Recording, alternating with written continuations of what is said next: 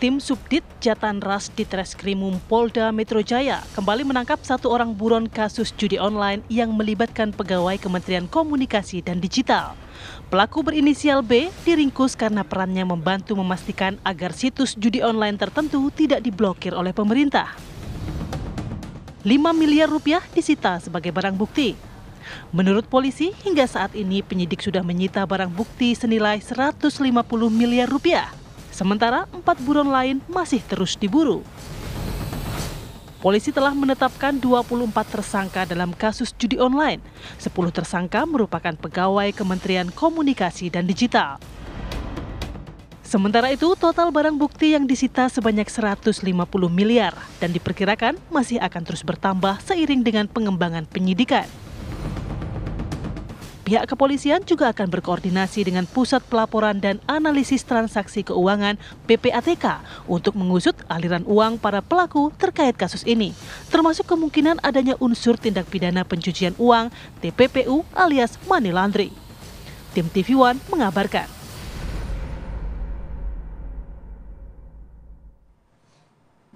Baik, kita segera saja mungkin berdiskusi, berdialog ya, karena memang dari Polda Metro Jaya sendiri, kalau kami mengutip dari pernyataan Kabid Humas Polda Metro, Komisaris Besar Polisi Ade Arisham Indradi, ini memang ada 2 pasal yang akan ditetapkan kepada para pelaku judi online, yaitu tindak pidana umumnya sendiri, termasuk juga tindak pidana pencucian uang. PPU ya. Betul.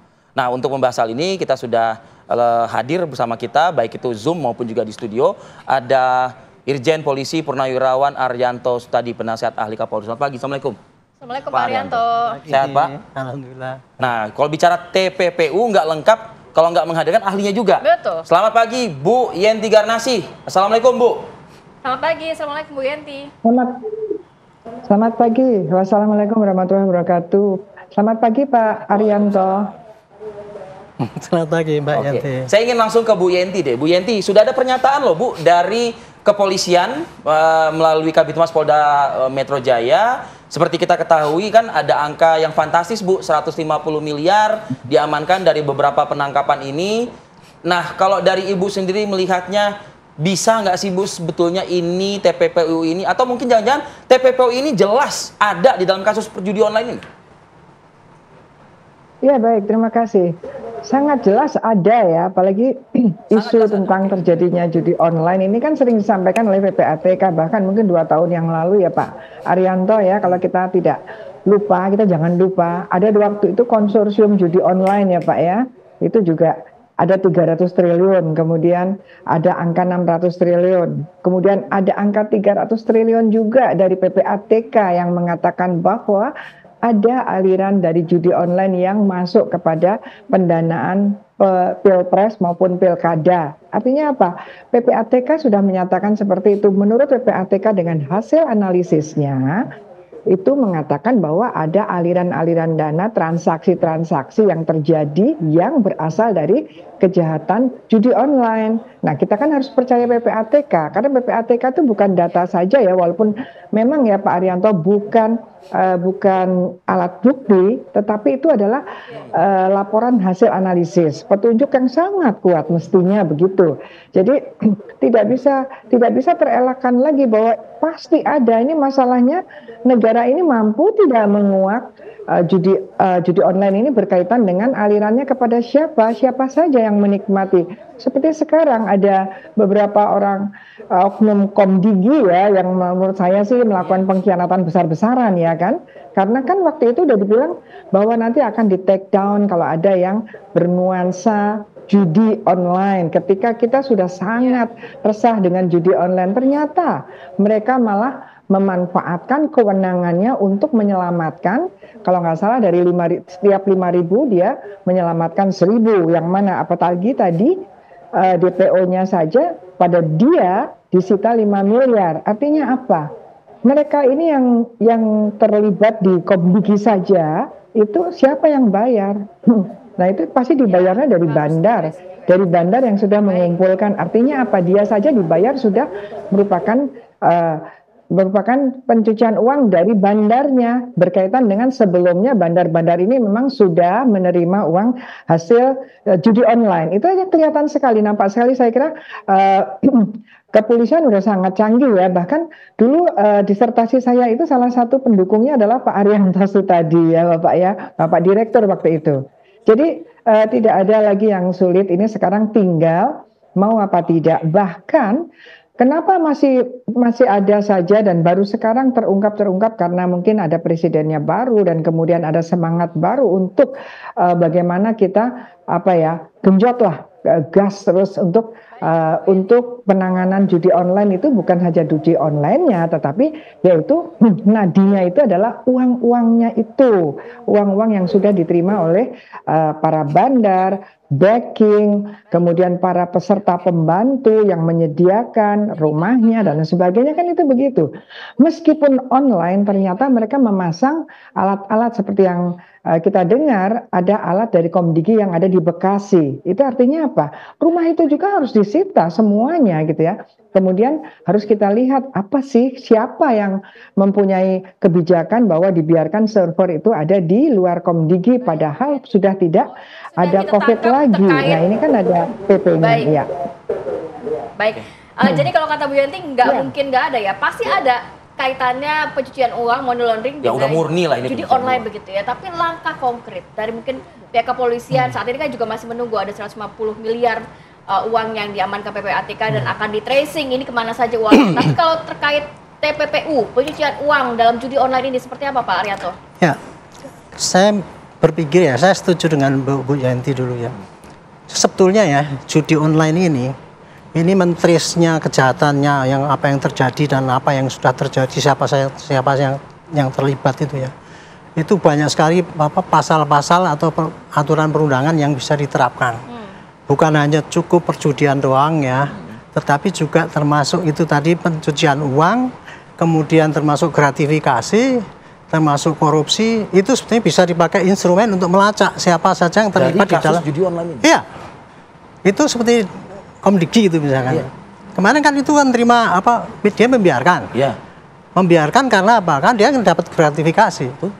Jadi dia membiarkan itu, gratifikasi udah kena. Kemudian dia memperkaya diri gitu kan, untuk ini merugikan negara, kan negara rugi besar ini. Oknum ini ya. Iya, itu bisa kena aja, itu korupsi, gratifikasi dan macam-macam gitu. Dan saya dengan adanya TPPU itu sebenarnya untuk memberikan jalan pada penegak hukum dulu untuk menjerat kasus-kasus yang sangat susah dijerat kayak gini itu yang belum kita dengar ya, tuh, Pak. Sudah. Undang-undang TPPU itu sudah banyak diterapkan oleh penyidik di Barreskrim sana, tapi sayangnya belum menyasar kepada kasus yang spektakuler seperti sekarang ini. Saya pernah ya, bahkan kasus kecil-kecil udah masukkan TPPU, utang piutang masuk TPPU itu, ngejarnya dia gitu. Kenapa nggak seperti sekarang ini diterapkan undang-undang TPPU itu? Jadi kemarin saya menyarankan ya, kita tuh harus all out force. Dan kedua, kelemahannya kita sekarang ini dengan adanya tracing orang-orang melanggar kasus itu TPPU itu saling melempar-melempar. Dan saya pikir ini juga menurut saya ini kelemahan hukum kita lah, kurang tegas gitu. Contoh misalkan PPATK hanya dikasih kesempatan untuk melacak. Melacak, wah ini mencurigakan, kasihkan ke polisi. Nah polisi sendiri begitu dikasihkan tidak cepet gitu. Atau tidak transparan, ini loh, ini ternyata enggak. Kenapa Pak? Itu pertanyaan saya. Ya itulah, karena itu tadi menurut saya kelemahan hukum ya. Jadi kalau saya sih ini untuk menindak untuk menggalakkan TPPU ini menurut saya kok kayaknya undang-undang perlu dirubah ini. Jadi ya dirubah. Jadi di samping PPATK itu juga boleh melacak. Ya.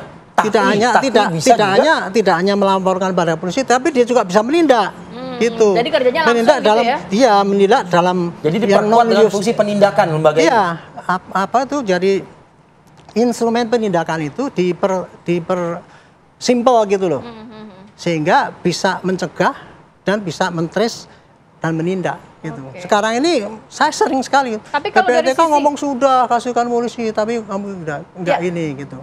Pak Arianto, tapi dari sisi mungkin hukumnya sendiri ada nggak sih yang menjadi kendala sebenarnya? Kalau hukumnya sih bagus ya. Dulu sebelum ada TPPU itu kan diadakan TPPU ini kan jadi memungkinkan aparat untuk mentrace semua itu larinya kemana. Terus kemudian tapi kan apa tuh dalam prakteknya belum maksimal ini. Sehingga belum bisa menjangkau apa yang dulu sebetulnya dikendaki oleh undang-undang itu, pembuat undang-undang itu sebetulnya TPPU itu untuk men-trace yang sangat sulit itu tadi, tapi prakteknya belum maksimal gitu. Belum maksimal itu ya. Iya. Bu Yenti sepakat tidak Bu dengan usulan tadi Bu? Artinya begini, PPATK bisa juga diperkuat lembaga ini dengan menambahkan lagi fungsi, yaitu penindakan ini Bu gitu. Karena pertanyaannya lah, penindakan yang dilakukan oleh aparatur hukum yang sudah berjalan saat ini aja masih seperti ini. Apa jaminannya kalau misalnya PPATK ini juga diperkuat Bu? Jawabannya usai jeda ya Bu. Kita jeda dulu sejenak. Kami akan kembali saat lagi.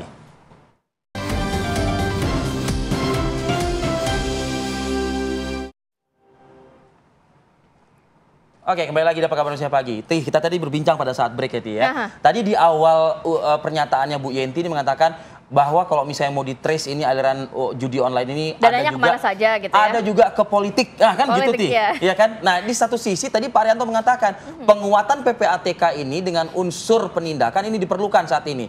Bu Yenti menanggapi usulan ini seperti apa, Bu? Masih optimis nggak sih, Bu, gitu loh? Apalagi kalau ada unsur politiknya juga nih, Bu. Ya, itu kan pernyataan dari PPATK ya, Pak Arianto ya. Artinya PPATK ini kan bukan data asal gitu ya, karena sudah LHA namanya ya, laporan hasil analisis, artinya sudah dianalisis. Apa ya, tadi usulan Pak Arianto ya bagus kalau memang bisa artinya menjadi penyidik, mungkin maksudnya Pak Arianto kan ya. Tetapi paling tidak Pak Arianto itu hasil analisis itu sekarang hanya petunjuk, pun bukan petunjuk 184, harusnya alat bukti gitu kan. Ini alat bukti yang harus ditindaklanjuti. Karena ini hanya padahal itu analisisnya sudah sangat luar biasa ya, anggaran juga besar sekali untuk bagaimana PPATK bisa menyatakan bahwa ini dari judi online, ini kemungkinan dari narkoba, ini dari korupsi. Itu kan masih luar biasa, tetapi begitu sampai di penyidik seolah-olah itu bukan apa-apa gitu. Nah, ini yang khawatir di penyidik itu, maaf ya Pak Arianto, jadi main-mainan, mulai dilihat-lihat siapa aja yang terlibat, ini siapa aja, ini yang harus, jangan-jangan, ini saya curiga aja ya, boleh dong Pak, jangan-jangan bukan hanya di Komdigi yang tadi adalah korupsi, iya pasti, jangan-jangan di penegak hukumnya juga dipilah-pilah, oh yang ini nggak usah, yang ini nggak usah. Inilah yang membuat judi online dan kejahatan-kejahatan yang lainnya itu sepertinya tidak betul-betul tegak secara baik, tetapi memang ada diskriminatif, ada tajam ke bawah, tumpul ke atas, dalam artian orang-orang tertentu yang bukan siapa-siapa meskipun uangnya banyak, boleh gitu ya, ditegakkan. Tetapi kalau ini pejabat, ini politisi, ini pengusaha yang ada andilnya di dalam praktek berdinamika politik, kemudian banyak hal ya, kemudian diamankan. Banyak sekali asumsi atau perkiraan masyarakat, dan itu tidak bisa diabaikan begitu saja bahwa aliran dana hasil judi online ini supaya tidak nampak pada pejabatnya, pada orang-orang yang kuat itu diberikan kepada artis, diberikan kepada orang-orang yang sebetulnya secara lifestyle itu profilnya tidak cocok, misalnya tiba-tiba mempunyai usaha besar sekali padahal mereka tidak berkompeten, mereka bukan orang dari entrepreneur gitu. Ini kan banyak hal-hal yang mencurigakan. Baik. Ya Bu Yenti, berarti kalau kita boleh pesimis, nampaknya tidak bisa secara tuntas begitu ya, pesimis nih ya, tidak bisa secara tuntas dong judi online yang berkaitan dengan TPPU dengan segitu kompleksnya yang tadi Bu Yenti jelaskan. Ya, saya tidak ingin pesimis, saya ingin mendorong untuk jangan deh main-main, semuanya jangan main-main. Tadi Pak Arianto sudah mengatakan ini ada korupsi, iya, karena menyalahgunakan kewenangan di Komdigi tadi kan. Apalagi nanti kalau ada di atasnya ada pembiaran dari pejabat yang bersangkutan dan kemudian dia membiarkan itu karena dia mendapatkan sesuatu, maka ada gratifikasi. Itu betul ada korupsi. Tapi Pak, di penegakan hukumnya sendiri juga tolong tidak ada korupsi. Kalau penegak hukum tidak mau menjalankan, tidak mau menyangkakan seseorang yang harusnya nyata-nyata itu tersangka menerima, tetapi ditutupi, itu juga sama. Mereka juga terlibat korupsi karena penegak hukum yang apakah itu nanti melawan hukum atau menyalahgunakan kewenangannya yang harusnya menjadikan tersangka apa tidak, atau mendapatkan suap atau gratifikasi ya Pak Arianto. Banyak hal yang harus kita jaga. Saya tidak bilang pesimis, tapi ayo semuanya jujur, ayo semuanya untuk negara ini, karena judi online ini korbannya dalam tanda petik masyarakat udah luar biasa sampai dengan ada orang karena judi online menjual anaknya. Ini kan sudah 3 minggu yang lalu ada. Jadi harus kita semuanya itu bergegas untuk berintegritas semuanya, terutama para penegak hukum, terutama para pejabat, terutama para orang-orang yang berada dalam lingkungan legislatif. Yudikatif gitu. Mungkin begitu Pak Arianto. Saya Pak Arianto, banyak catatan penting bagus. dari Bu Yenti ya, begitu terkait nanti sudah masuk penyidikan ini dipilah-pilih juga nih, mana yang perlu diproses, mana yang ternyata ditahan dulu dan lain sebagainya. Padahal awalnya Kapolri bersemangat karena ini sesuai dengan asa cita kepemimpinan Presiden Prabowo. Kalau Kapolrinya udah pasti bersemangat, pemimpinnya pasti bersemangat, tapi pelaksananya itu karena dia mempunyai kewenangan yang gede. Ya, definisi korupsi itu ginilah ya. Kewenangan besar disertai dengan diskresi yang besar, tapi pengawasannya lemah. Itu yang terjadi lah. Itu tadi makanya saya khusus untuk judi online ini menurut saya itu extraordinary. Jadi kita harus perubahan total lah caranya itu supaya efektif. Seperti sekarang ini saya tadi mengatakan ya, bukannya saya menyalahkan PPATK itu cuman lapor-lapor doang. Itu sudah diperkuat dengan itu menjadi alat bukti kan. Hasil analisis menjadi alat bukti. Tapi dipakai apa tidak ini kan tergantung dari penyidiknya.